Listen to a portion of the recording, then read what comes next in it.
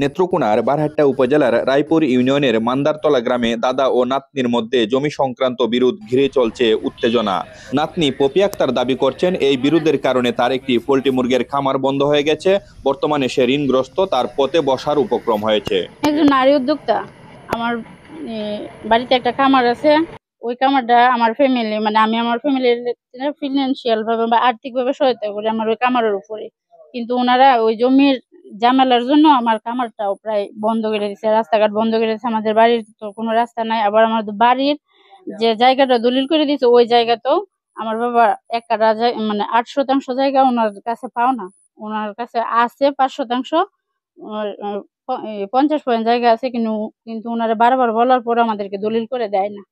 বারবার রিকোয়েস্ট করছি, উনি দেয় না। 91 আমাদের বাড়ি দলিল হয়েছে, 91 তাকে এখন পর্যন্ত ওনারে বলাই হয়েছে, উনি দলিল বলে দেবে বলে, এখন আর দেয় না। আমার রাস্তা আটকেছে, আমি আমার ব্যবসা করতে পারতেছি না।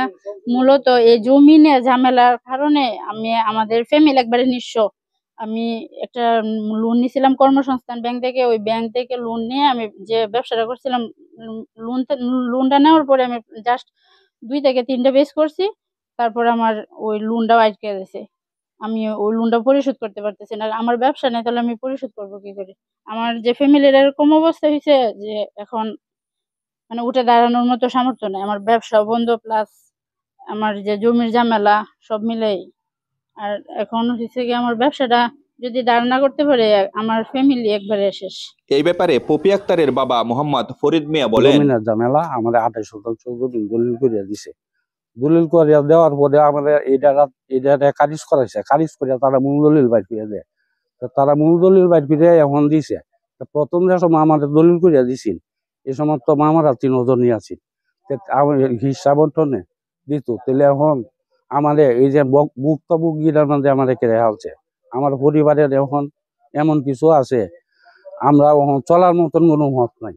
এইসব বিষয় অস্বীকার করে আব্দুল হেকিমের পক্ষে তার ভাতিজা জুয়েল মিয়া বলেন, গ্রাম্য দরবারের মাধ্যমে বিষয়টি সমাধান হয়েছিল, কিন্তু এখন আমার চাচার কাছ থেকে টাকা নিয়ে দলিল লিখে না দেওয়ার জন্য বিভিন্ন তালবাহানা করছে। জমিটা মোটামুটি আমরা 2 চাচা বিক্রি করেছি, আমার বাবা আমার চাচা বিক্রি করেছে। উনারটা রয়েছে, উনারটা উনার বাইক না হয়, তো উনারে দলিল করে দিচ্ছে। দলিল করে দেওয়ার পরে এখন এই সম্পত্তিটা আবার বিক্রি করতে চাইতেছে। বিক্রি করলে তারা এই হেলার ছেলে জমিটা রাখছে 6 লাখ টাকা। ওই যে পপির দাদু উনি আইসা টাকা নিছে।